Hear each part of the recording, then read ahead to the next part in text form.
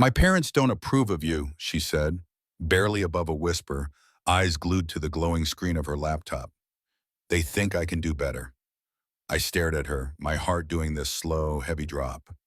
I waited for the punchline, the laugh, the reassuring touch. None came. I took a breath. Then you should. That night, while she slept beside me like nothing had changed, I transferred the lease into her name, canceled her credit card, and packed my bags. I slipped out into the quiet night, leaving behind 3 years, a ring, and a woman I thought I'd grow old with. A week later, her whole family was at my doorstep, begging me to come back. Natalie and I had been together for 3 years. We met at a friend's housewarming party after college. She was magnetic, smart, driven, beautiful, the kind of woman who made you want to be more. We moved in together after a year, got engaged the next.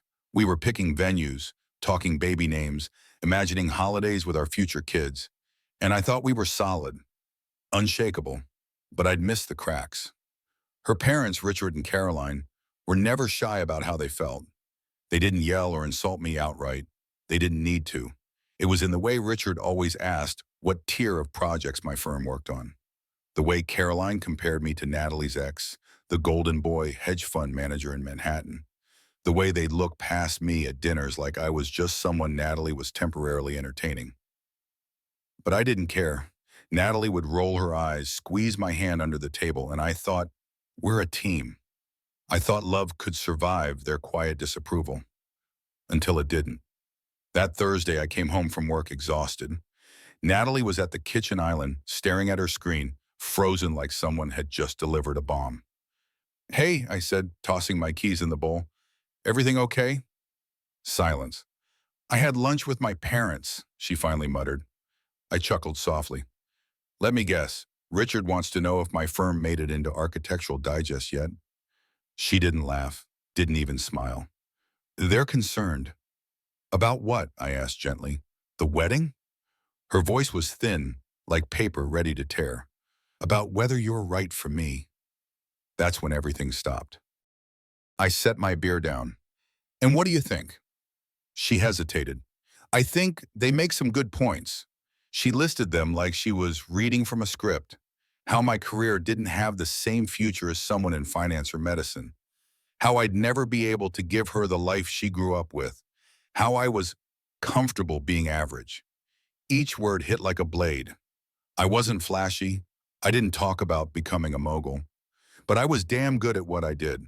I worked long nights. I designed buildings from the ground up. I wasn't trying to change the world. I just wanted to build something meaningful. What are you saying, Natalie? She twisted the ring on her finger. 3 months' salary I had spent picking out the perfect one. The same ring her mother called quaint. And then she looked at me and said it. My parents think I can do better. The air shifted, the world tilted. 3 years of love, of dreams, of us, and it all crumbled under her parents' approval. And what do you think? I asked again. Her eyes dropped. I think maybe they're right. And just like that, it was over, before either of us said the word. But I didn't need her to say it. I heard it loud and clear. That night, after she fell asleep beside me, I got up silently. I grabbed the packed gym bag I had tucked away, just in case life ever pulled a twist. First, I initiated the lease transfer online. The apartment had always been under my name. My better credit. I made it clear I was removing myself and leaving the responsibility to her. Next, I logged into my bank account and removed her from my credit card. Then I wrote a letter. No anger, no emotion, just facts. I was leaving. The lease was hers. Utilities were paid through the month. She had a choice, stay or find a new place. Either way, I was done. I left the letter and my key on the kitchen counter. I didn't even look back. I crashed with my best friend Mark, who opened the door at 1 a.m. in boxers and didn't ask a single question. You okay, man? Not really, I said, but I will be. We drank cheap beer on his couch while I told him everything. He didn't try to fix it, didn't say maybe she didn't mean it, just clinked his bottle against mine and said, her loss. The next morning, my phone exploded. Natalie, where are you? Natalie, you just left? Natalie, The landlord called. I can't afford this alone.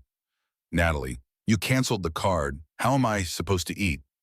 Irony, the girl who claimed she was financially independent had her parents covering her loans, car, and emergency fund. She just didn't know what independence looked like. Until now, I didn't reply. I spent the next week rebuilding, apartment hunting, moving, canceling utilities, forwarding mail. Piece by piece, I reclaimed my life. On day 5, I finally replied to her text with one message. I'll collect the rest of my things next week. Utilities are covered until month end. Let me know when you're not home. She replied instantly, please don't do this. I love you. But it was too little, too late. Day 6, her father called. Richard, the man who once looked down at me like I was gum on his shoe. We need to talk, he said. Curiosity got the best of me. I agreed to meet for coffee. When I showed up, the whole family was there.